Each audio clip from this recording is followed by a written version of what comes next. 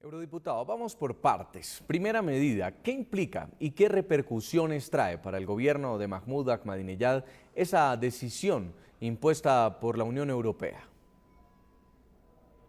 Mire, esta medida se incorpora a otra batería de medidas y de sanciones que se habían tomado tanto por la comunidad internacional en el marco de las resoluciones adoptadas por el Consejo de Seguridad de Naciones Unidas y dan un paso más allá. De alguna manera, pues implica la suspensión de cualquier importación de petróleo iraní a los 27 Estados miembros de la Unión Europea con carácter inmediato, y para los contratos existentes se establece pues la fecha del 1 de julio para suspenderlos.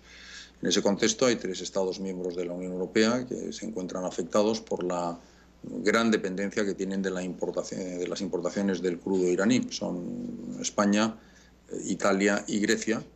Y en concreto España pues, es el que tiene mayor dependencia. El ministro de Asuntos Exteriores ha dicho en repetidas ocasiones, yo lo encontré ayer por la noche en Madrid, en el curso de la cena que Su Majestad el Rey ofreció al presidente del Perú, Ollanta Humala, que buscará fuentes alternativas en otros estados exportadores de petróleo. Eurodiputado Salafranca, segunda medida, si Irán no acude al diálogo, ¿podrían aumentar esas sanciones económicas que han contemplado ustedes dentro de la Unión Europea en caso de que efectivamente pase esto?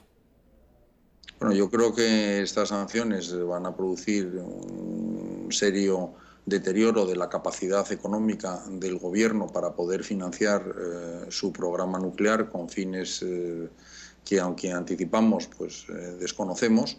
Y bueno, vamos a ver cuál es el efecto que producen. Desde luego, lo que sí quiero decirles es que la Unión Europea ha apostado, va a apostar y sigue apostando por la vía del diálogo, pero es evidente que hay estados que consideran que un Irán dotado del arma nuclear es una situación absolutamente inaceptable. Lo hemos visto en las declaraciones que ha hecho el presidente de los Estados Unidos, tanto el presidente actual como el presidente anterior. No tenemos que olvidar que estamos en un año electoral en ese país, y es evidente que también el Estado de Israel se siente amenazado por el hecho de que Irán pueda dotarse de un arma nuclear. No olviden los pronunciamientos que ha hecho el presidente iraní en el sentido de aniquilar o destruir el Estado de Israel. Y si en el peor de los casos estas medidas no surten el efecto esperado, ¿no descarta la Unión Europea acciones militares para detener esos supuestos fines bélicos de Irán a través de su programa nuclear? Bueno, algunos de los jefes de Estado de algún Estado miembro de la Unión Europea ha manifestado pues, la no conveniencia de que efectivamente se pueda producir una situación de esta naturaleza en la que Irán pueda producir un arma atómica. Según todos los indicios de los que nosotros disponemos, tendría la capacidad tecnológica para poder realizarla en las circunstancias actuales aproximadamente dentro de un año. Yo lo que le quiero decir es que la Unión Europea es un proyecto y una comunidad que basa todas sus acciones en el ámbito del respeto al derecho internacional y, por supuesto, se remite al contexto de las Naciones Unidas. Yo creo que cuando veamos el efecto de estas sanciones y si producen, como nosotros creemos, una vuelta de Irán a las negociaciones que fueron suspendidas en Estambul el año pasado, pues podremos hacer un balance, y si no, pues tendrá que pronunciarse como corresponde el Consejo de Seguridad de Naciones Unidas. América Latina, eurodiputado, también ha sido noticia frente al tema de Irán por la reciente gira realizada por el presidente Mahmoud Ahmadinejad. ¿Ustedes creen, al igual que los Estados Unidos, que podrían haber sanciones a los países o gobiernos que lo recibieron durante esta última visita?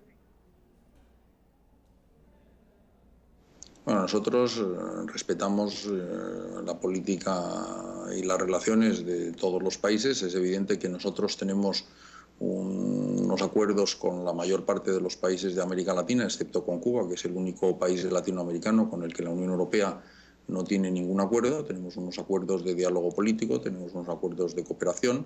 Estamos pendientes de ratificación en el Parlamento Europeo del acuerdo multipartes entre la Unión Europea, Colombia y Perú, y el acuerdo con los países de América Central.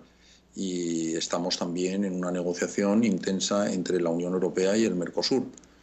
Creo que todos los países tienen derecho a recibir a quien quieran y nosotros en este momento no nos planteamos una política de sanciones con los países latinoamericanos. Al contrario, lo que queremos es una política de buenas relaciones, pero sí quisiera insistir en que un elemento esencial de los acuerdos que nos unen a los países de América Latina y al resto de los países del mundo es una cláusula democrática de respeto a los derechos humanos, de respeto a las libertades fundamentales, y ese es otro de los obstáculos y de las dificultades que tiene la Unión Europea en sus relaciones con Irán. Piensen que la Asamblea General de Naciones Unidas nombró hace ya algún tiempo a un enviado especial para seguir la situación de los derechos humanos en Irán, sobre todo a partir de las elecciones presidenciales que tuvieron lugar el año pasado, y hasta el momento ese representante del secretario general de Naciones Unidas, ese comisionado, no ha podido visitar y acceder al país.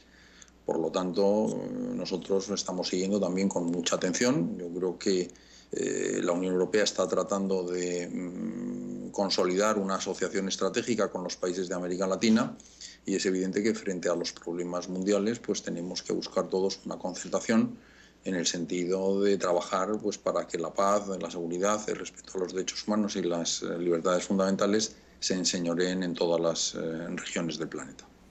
Eurodiputado, en pocas palabras, con las medidas impuestas por la Unión Europea, ¿se pretende estrangular la fuente de financiación del programa nuclear iraní? ¿Ustedes tienen ese objetivo?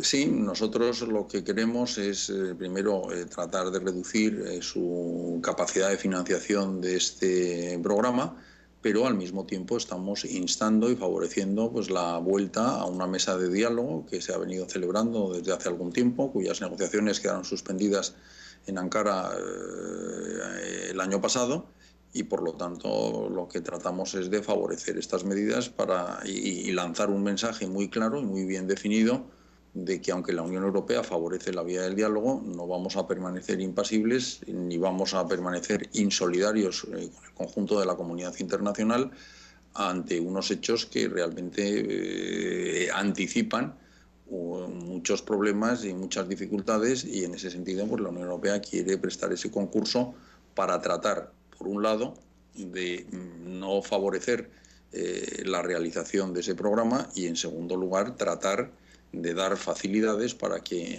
a través de un diálogo fluido, pues si Irán quiere dotarse con arreglo a lo que dice el Tratado de Proliferación Nuclear de una energía nuclear para fines pacíficos, pues aportar tecnología, aportar soluciones, pero siempre en el respeto a las normas del tratado que se ha firmado, a las inspecciones de los inspectores de la Agencia de Energía Atómica y bajo una forma que sea verificable por ambas partes, recíproca y sin ningún tipo de condicionamientos. ¿Y cuándo vuelve a reunirse el Parlamento Europeo para debatir las actuales circunstancias con Irán?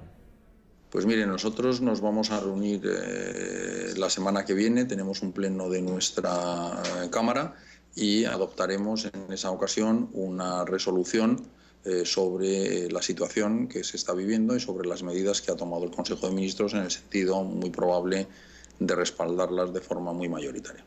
Pues, eurodiputado José Ignacio Salafranca, muchas gracias por acompañarnos aquí en el programa de la noche de NTN 24. Muchas gracias a ustedes. Muy amable. Nos vamos a una segunda pausa comercial, ya regresamos en la noche.